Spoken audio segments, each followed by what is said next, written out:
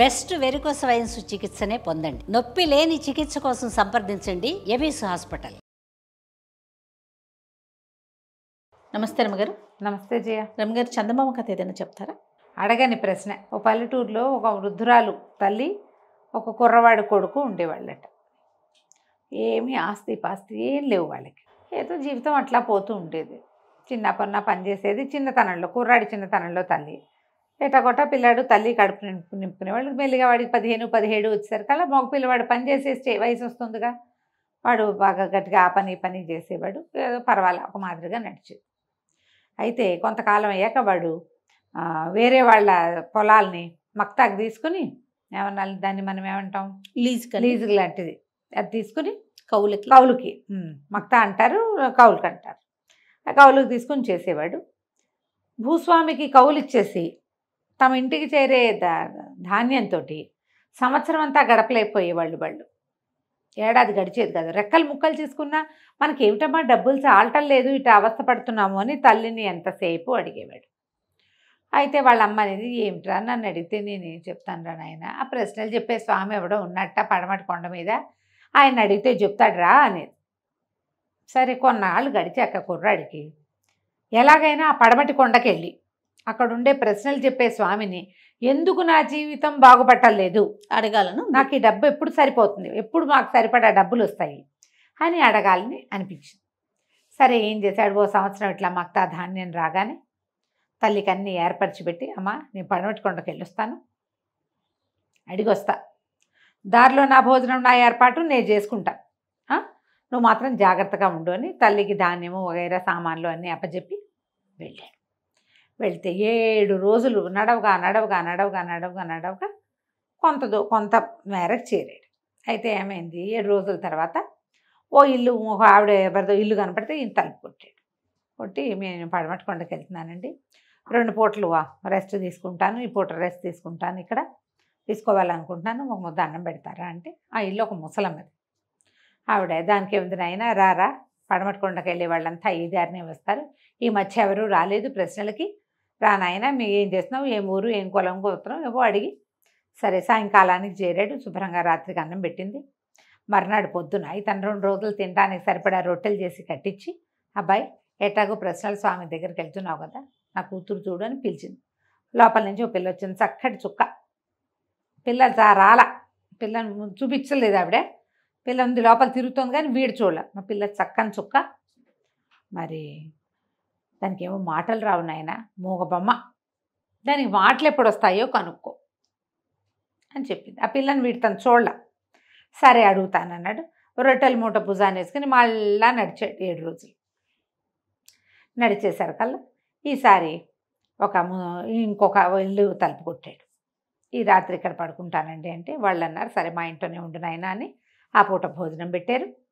మరి ఏమడిగారు, రాత్రి పడుకున్నాక మర్నాడు పొద్దున్న లేచి ఎక్కడికి వెళ్తావు ఏంటి అన్నీ కనుక్కుంటే, ప్రశ్నల స్వామి దగ్గరికి వెళ్తున్నాను, పడమటి కొండ ఎక్కుతాను అంటే, ఈ ముందుకు వెళ్ళాక ఒక వాగు వస్తుంది, వాగు దాటితే కానీ నువ్వు వెళ్ళలేవని దారి చెప్పి, వాళ్ళ దొడ్లో ఒక పెద్ద నిమ్మ చెట్టు ఉంది, అదొక మర్రి చెట్టు అంటుంది, నవలాడుతూ ఆకులు, కానీ పూత పిందే లేవు, దానికి 10-15 ఏళ్ళు వయసు ఉంది, ఆకు పోదు, అంటే నవలాడుతూనే ఉంటుంది, దీనికి పూత రాదు పిందే రాదు, ఏమిటి దీని కారణం అడగమని అన్నారు.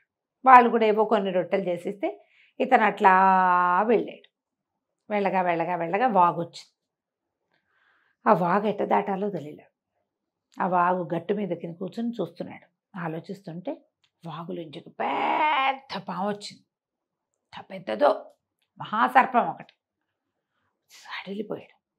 అడిలిపోతే, సర్పం నువ్వు భయపడద్దు, నేను సహాయం చేస్తాను, నువ్వు ఎక్కడికి వెళ్తున్నావు ఏంటి, పడమటి కొండకి వెళ్ళాలి నేను అనేసరికల్లా, నేను నా నెత్తి మీద కాలు పెట్టు, నేను దాటిస్తా, నాదొక ప్రశ్న ఉంది, 1000 సంవత్సరాలుగా ఈ వాగులోనే ఉన్నా నేను, నాకు ఎప్పుడు విముక్తి వస్తుందో కనుక్కో కాస్త, ఆ మాట చెప్పావా, ఇక అంతకంటే ఏం అక్కర్లేదు అంటే సరేనని ఒప్పుకున్నాడు.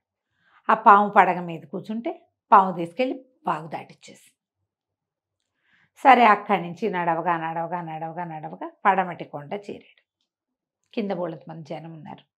పైన ఒక పురాతన కట్టడం ఒకటి కనపడింది, చాలా పెద్దది. ఆ ప్రశ్నలు చెప్పే స్వామి ఆ కట్టడంలోనే ఉంటారని చెప్పారు వాళ్ళు చుట్టుపక్కల జనం. సరే స్వామీజీ దగ్గర పైకి వెళ్ళాడు.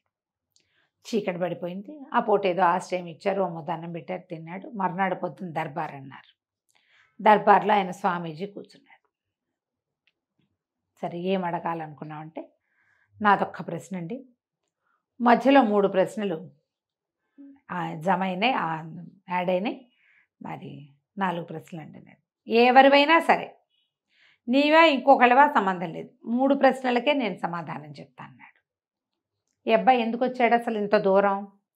నాకెందుకు సంపాదన రాదు, నాకెందుకు డబ్బు తన సమస్య కోసం తన ప్రశ్న అడగల, ఈ 3 అడిగాడు. వాళ్ళ ముగ్గురివి అడిగాడు.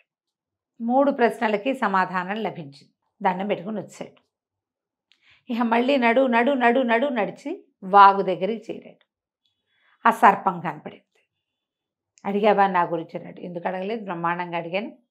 నీ నెత్తి మీద ఒక మణి ఉందిట, నీ తల మీద మణిని కనుక తీసేస్తే నీకు శాప విమోచనం వస్తుందని చెప్పాడు ప్రశ్నల స్వామి. ఆనంగానే సర్పం తన పడగ ఇట్లా విశాలంగా చేస్తే మణి కనపడుతోంది పడగ మీద. మామూలుగా ఇట్లా కనపడుతుంది పాము, కొంచెం అది బాగా ఇట్లా విప్పారిస్తే కానీ కనపడదు. ఎవరో తీయటం ఎందుకు, నువ్వే తీసేసి అంటే ఆ సర్పపు దగ్గరికి వెళ్ళి తన మణి లాగాడు పెట్టి. ఆ మణిని లాగేసరికి ఈ సర్పం ఒకేసారి గంధర్వుడిగా మారిపోయింది. ఆహాహా ఎంత హాయిగా ఉంది, నా జీవితాన్ని నాకు ఇచ్చావు, ఆ మణిని నువ్వే ఉంచుకో, నాగమణిని నువ్వే అట్ట పెట్టుకో అని చెప్పి మణిని వదిలిపెట్టేసి వెళ్ళిపోయాడు. ఏం చేసుకుంటావు, నాగమణి ఏదో ఉపయోగపడుతుందిలే, నాగమణి దగ్గర ఉంటే పాములు గర్రవ్వు అవి చెప్పుకునేవాళ్ళు. ఆ మణిని రొంటిని పెట్టుకుని మళ్ళీ నడిచాడు 7 రోజులు. నడవగా ముసలాయన ఇంటికి వెళ్ళాడు. ఫస్ట్ వాళ్ళ దొడ్లో పెద్ద నిమ్మ చెట్టు ఉంది కదా, అక్కడికి వెళ్ళేసరికల్లా వాళ్ళు ఇతను చూసి సంతోషించి, ఊరిని బాగానే వచ్చావు, నెల తిరిగేసరికల్లా వచ్చేసావు నాయన, దాదా ఏమన్నా తిందుగానని ఇంట్లో తీసుకెళ్ళి తినిపించారు. సరే పిచ్చాపాటి మాట్లాడారు, ప్రయాణం కుశలంగా జరిగిందా కనుక్కున్నారు. మా నిమ్మ చెట్టు మాట ఏమన్నా అడిగావా నాయన అన్నారు. అడక్కేమండి, బ్రహ్మాండంగా అడిగాను. మీ నిమ్మ చెట్లు మొదట్లో పెద్ద పాతు ఉందిట, నిక్షేపం ఉంది, నిక్షేపాన్ని కనుక తీసేస్తే అది కాస్తుందని చెప్పాడు. అనగానే వెంటనే ఆయన కొడుకుని పిలిచి, కొడుకు ఆయన కలిసి ఒక పెద్ద గుణపం తెచ్చారు, పార తెచ్చారు. ఈ నిమ్మ చెట్టు మొదట్లో తవ్వటం మొదలుపెట్టారు. తవ్వగా ఒక 2 నిలువల లోతున పెద్ద గంగాళం దొరికింది వాళ్ళకి. గంగాళం నిండా మణులు మాణిక్యాలే. దాని పవర్ వల్లే ఇది పుయ్యదు కాయదు. పైకి లాగలేకపోయారు తండ్రి కొడుకు. వీడు మన కుర్రాడు కదా, వీడు బాగా వ్యవసాయంలో ఆరితేరున్నాడు, వీడు కూడా సాయం బట్టి పైకి తీసుకొచ్చారు.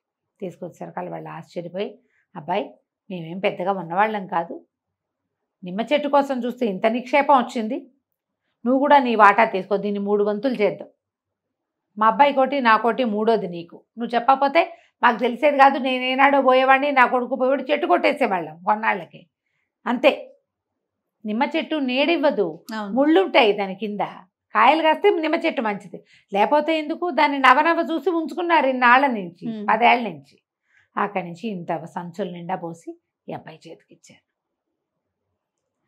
ఏం చెప్పాడు, ఏమనుకున్నాడు, తనకు ఎందుకు డబ్బులు రావట్లేదో కనుక్కోవాలనుకుంటే ప్రశ్న అడక్కపోయినా మణి వచ్చింది, మాణిక్యాలు వచ్చాయి. మొత్తం ఈ ధనం అంతా మోసుకుంటూ నడిచాడు. 7 రోజులు నడిచి ముసలావిడ ఇంట్లోకి వచ్చాడు. ఆవిడ అన్నం పెట్టింది. బాబు మా అమ్మాయి సంగతి అడిగావా అంటే, ఈ లోపల ఆ అమ్మాయి లోపల నుంచి వస్తుంటే ఇతను అన్నాడు, అమ్మాయి కాబోయే భర్త కనుక కనపడితే మాటలు వస్తాయి ఇట్లేండి, పర్వాలేదు, మీ పిల్ల మగపిల్ల కాదు, మాట్లాడదు అంతేట, మొగుడు కనపడంగానే మాట్లాడుతుంది అన్నాడు. ఆ లోపల నుంచి నడిచి వస్తున్న పిల్ల బయటకు వచ్చి, అమ్మాయి ఎవరే ఈ అబ్బాయి అని అడిగింది. అడగగానే ముసలావిడ ఆశ్చర్యపోయింది. అయ్యో రామ, పిల్లకి మాట వచ్చేసింది, నువ్వే దీని మొగుడు కాబోలు, కిందటిసారి నువ్వు కనపడప్పుడే మాట్లాడేదేమో, అప్పుడు చూపించలేదు, పిల్లని చూపించలా, ఆ పిల్ల లోపలే ఉంది. సరే దాంతో ఆవిడ సంతోషించి, మా బాబే పెళ్లి చేసుకొని ఆయన పెళ్లి చేసేస్తాను, మీ ఇంటికి తీసుకెళ్ళు, తర్వాత ఎప్పుడో మేము వస్తానులే అని పిల్లనిచ్చి పెళ్లి చేసేశారు. ఆ పిల్లని ఎడ్ల బండి మీద ఎక్కించుకుని తను తెచ్చుకున్న ధనపు బ్యాగులు కూడా దాని మీద పెట్టి ఇంటికి నడుచుకుంటూ పోయాడు. ఇంటికి వెళ్ళిపోయాడు. ఇంటికి వెళ్ళేసరికల్లా సరే తలుపు కొడితే వాళ్ళ అమ్మ తడుగుకుంటూ వచ్చి తలుపు తీసింది. అమ్మ ఏమిటి తడుగుకుంటున్నావు, ఏమైందమ్మా అంటే, ఆయన ఏంటో నాకు కళ్ళు పోయినాయి అనేసరికల్లా, అయ్యో ఇట్లా అయిపోయిందని ఉండమ్మా, ఇదిగో నీ కోడల్ని తీసుకొచ్చాను అని చెప్పేసి ఆ పిల్లని చేత్తో పుచ్చుకెళ్ళి తల్లి దగ్గరికి వెళ్ళాడు. తల్లి దగ్గరికి వెళ్ళి తల్లినింట కావలించుకున్నాడు. ఆ తల్లి ఏమో, ఎంత చక్కటి పిల్లని తెచ్చావురా, పిల్ల ఎంత చక్కగా ఉంది, ముచ్చటగా ఉంది, మనం వెతికితే దొరకదే ఇట్లాంటి పిల్ల అంది. అనగానే అమ్మ కళ్ళు పోయాయి అన్నావు కదే, నీ కళ్ళేటా ఏమోరా ఇప్పుడే కనిపిస్తున్నాయి, ఇన్ని రోజుల నుంచి కళ్ళే కనపట్లేదండి. ఈ అబ్బాయికి అప్పుడు తట్టింది, నా దగ్గర నాగమణి ఉంది, ఆ మణి ప్రభావం వల్ల పోయిన కళ్ళు వచ్చేసినాయి. హాయిగా సంతోషించాడు. నేను ప్రశ్న అడక్కపోయినా మంచి అడగని ప్రశ్నకి సమాధానాలు ఆటోమేటిక్గా దొరికేసినాయని హాయిగా బోల్డ్ పొలం కొనుక్కుని మణిమాణిక్యాలతోటి భార్యతోటి అమ్మతోటి సుఖంగా ఉన్నాడు. కథ కంచికి మన ఇంటికి. భలే ఉంది రమ్మగారు, ఇలా జరిగితే బాగుంటుంది. ఎంత బాగుంటుందో, అందుకే దీన్ని కథ అంటారు. అది నిజం. నమస్తే అండి. నమస్తే.